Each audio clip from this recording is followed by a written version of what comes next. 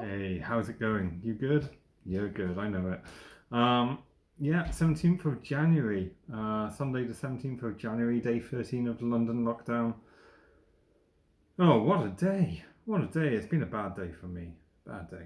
Um, I promised you a new baking video where I was gonna bake a sort of a sourdough marmalade, creme anglaise kind of dessert type of thing.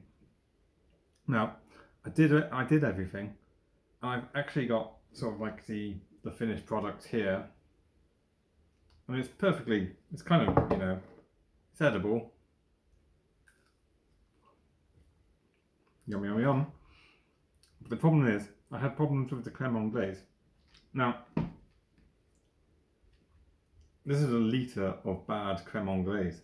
Um, I don't know if you can see this, but it's basically all the eggs have sort of cooked and coagulated, and so I had to redo that.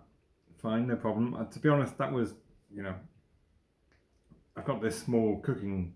That was way too much for what I did. So that was with like 12 eggs. So I had to go downstairs quickly, go and grab 6 eggs, and remake it again. And I did it better, except for again, it's kind of like coagulated in here. So the eggs are sort of cooked. So I did much better with the creme anglaise the second time. Less eggs, about 6 eggs instead of 12. Cooked perfectly fine. And then at the final stage, so what I should have done is I should have strained it into a bowl and have the bowl over ice water to cool down the creme anglaise instead of pouring it directly into this oven dish and then putting it into the oven. So I need to go back, look at my creme anglaise. Maybe I'll do a specific cooking or making creme anglaise video, just so that we all know how to do it. Because it's a little bit tricky. It involves cooking the eggs or cooking milk until a certain degree, about 80 degrees centigrade, and then cooking the milks and the eggs together until about 85 degrees, maybe a bit less, 85 degrees centigrade, and then sort of straining it into a bowl and cooling that bowl over ice water. So it's not as easy as it should be. And it tripped me up basically. So that's been a bad day. And then when I was filming, I was filming this video, but normally I have a connection to my phone from my laptop, and I can control my phone from my laptop, and I can press the record button. But I couldn't do that, so I tried pressing the record button. I had my hand out to press the record button, and I thought I had, so I recorded this whole video, and then when I went to check the results, it turned out I hadn't recorded, so that was pretty silly. So yeah, bad day. Oh, we haven't done the stats today. COVID-19 in the UK. Apparently 5.8% have received at least one dose of the vaccine, so that's good. It's going to be all in the sort of over 80s category and the vulnerable categories, but that's good. 38,598 cases today. That is down 16,000, but there were 671 deaths today, which is up 108. It is a Sunday. I've said this before. Whatever, people don't work on Sundays or Saturdays, so we'll see on Tuesday what the stats are really doing. But daily cases being down, that's a good sign. Deaths being up, well, yeah, we're just going to watch that, aren't we? One news item that caught my eye later in the day was about Lord Sumption, a former Supreme Court justice, I believe.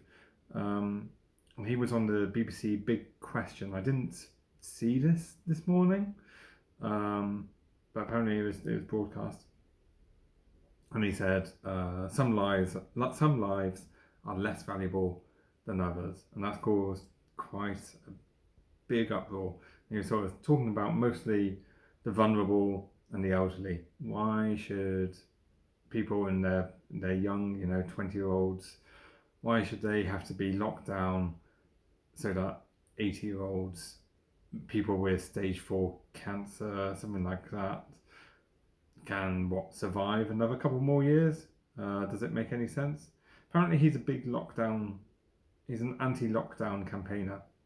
I don't know if he's also an anti-mask campaigner. This is something that's only come up today, and I haven't fully done any research into it. But it's not that I agree with him, but I see where he's coming from. Anyway, he's getting a lot of flack on Twitter, as you'd expect.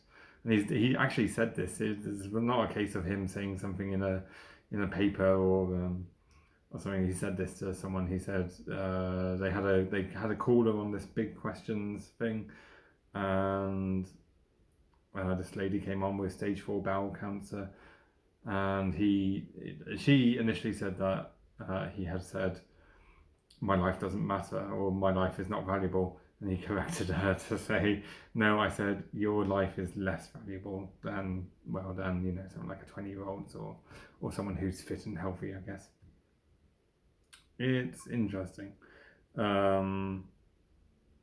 Yeah, that's all I can say. I mean, I've long argued that maybe there's a point where old people possibly should not have the right to vote, or should not vote, or I don't know. And it's a very slippery slope to be on. And I recognise that, and I don't think my view is, the most accurate or the best view. I think it's a good thinking point, probably one not to be acted on. It's always worth thinking about. And that's probably gonna, who am I kidding? No one's gonna comment on this. No one's gonna see this. Anyway, look, your life is valuable. You're loved. So be good. Stay safe. Wash your hands. Corona, you're over. You got this. You got this. We got this. Fight the power.